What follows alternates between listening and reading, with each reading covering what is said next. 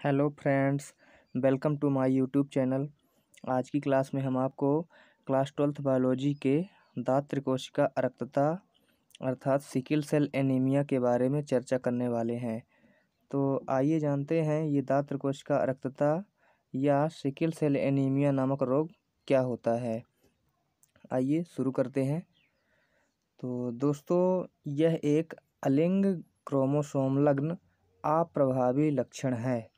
मतलब XY गुणसूत्र जो कि लिंग गुणसूत्र होते हैं उनके अलावा 22 जोड़े जो गुणसूत्र होते हैं वो ऑटोसोम होते हैं, यानी कि दैहिक गुणसूत्र, उनसे संबंधित ये अप्रभावी लक्षण वाला सिकल सेल एनीमिया नामक रोग है। इसका कारण जानते हैं दोस्तों। कारण क्या होता है? तो असामान्य प्रकार के हीमोग्लोबिन का निर्माण होना इसका मुख्य कारण है। और इसके जीनोटाइप में देखते हैं तो इस प्रकार की जीनोटाइप में व्यक्ति ज़्यादातर वाहक होते हैं, और अगर ये टाइप का जीनोटाइप आ जाता है तो इसके प्रभाव से व्यक्ति की मृत्यु भी हो जाती है। ठीक है दोस्तों, नेक्स्ट।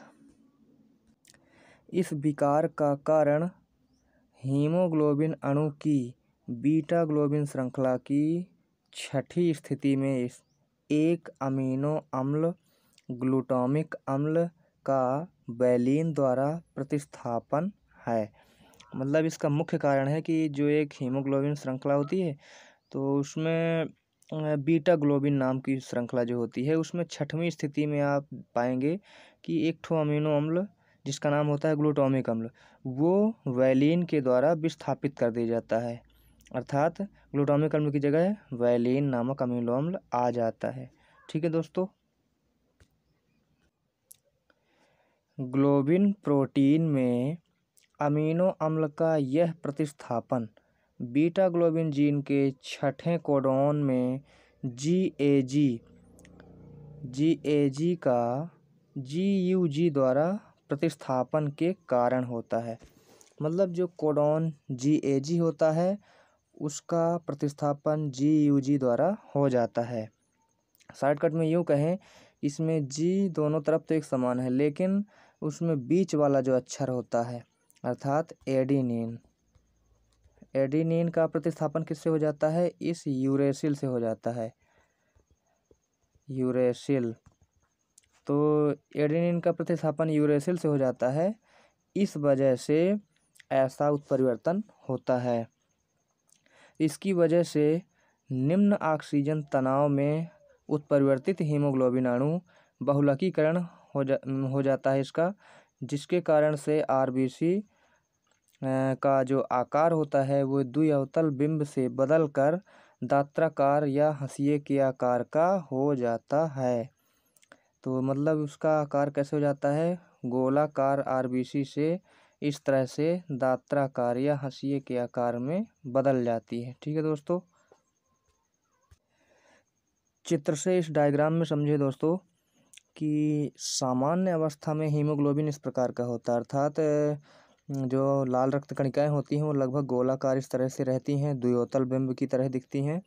लेकिन अगर उनमें सिकल सेल एनीमिया हो जाता है तो वो गोलाकार से होकर बदल करके निम्न ऑक्सीजन तनाव के कारण इस तरह से हंसिये के आकार में हो जाती है। तो आइए जानते हैं इसका जेनेटिकली कारण क्या होता है। तो फ्रेंड्स, हीमोग्लोबिन में जो संरचना होती है वो 4 पॉलीपेप्टाइड से मिलके बना होता है। उसमें 2 ठो अल्फा ग्लोबिन श्रृंखलाएं होती हैं और 2 ठो बीटा ग्लोबिन श्रृंखलाएं होती हैं। तो उनमें हम बात कर रहे हैं बीटा ग्लोबिन श्रृंखला की। ये बीटा ग्लोबिन श्रृंखला देखिए दोस्तों, ये बनी हुई है। तो इसमें जब सामान्य दशा होती है, किस दशा में? सामान्य दशा में। तो सामान्य दशा में GAG कोडान होता है, और इस कोडान में अमीनो अम्ल जो जुड़ता है वो ग्लूटामिक अम्ल जुड़ता है, ये 6वें नंबर पर। बीटा ग्लोबिन श्रृंखला के 6वें स्थिति में GAG कोडान की वजह से ये ग्लूटामिक अम्ल जुड़ता है। तो इस अवस्था में सामान्य हीमोग्लोबिन का निर्माण होता है।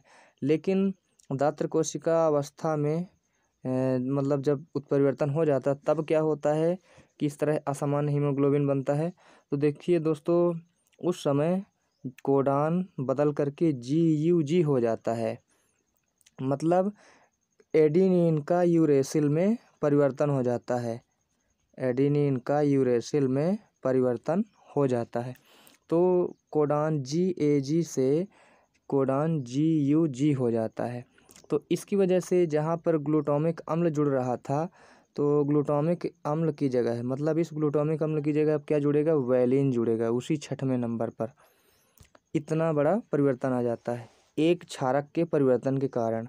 एक ऐसा परिवर्तन है, एकल क्षारक परिवर्तन है, इसीलिए इसको हम बिंदु उत्परिवर्तन भी कहते हैं। बिंदु उत्परिवर्तन, ये बिंदु उत्परिवर्तन कहलाता है। तो इस तरह से संक्षेप में यूँ समझें कि कोडान GAG की जगह आ जाता है GUG, और इसकी वजह से उस mRNA में जो प्रोटीन का संश्लेषण होता है तो 6वीं पोजीशन में ग्लूटामिक अम्ल की जगह है उसी 6वें पोजीशन में वैलिन नामक अमीनो अम्ल आ जाता है। तो इसीलिए परिभाषा में दिया गया है कि हीमोग्लोबिन की बीटा ग्लोबिन श्रृंखला में 6वीं स्थिति पर ग्लूटामिक अम्ल का वैलिन द्वारा प्रतिस्थापन है, जिसमें बीटा ग्लोबिन श्रृंखला के जो जीन है वो GAG, उसकी जगह GUG हो जाता है। मतलब एडेनिन का यूरेसिल में प्रतिस्थापन हो जाता है, इस वजह से ये परिवर्तन आता है। तो ये सिकल सेल एनीमिया बिंदु उत्परिवर्तन का भी एक बहुत महत्वपूर्ण उदाहरण है दोस्तों, क्योंकि बिंदु उत्परिवर्तन में भी अगर एक क्षारक में कोई परिवर्तन होता है तो हम उसे बिंदु उत्परिवर्तन ही कहते हैं।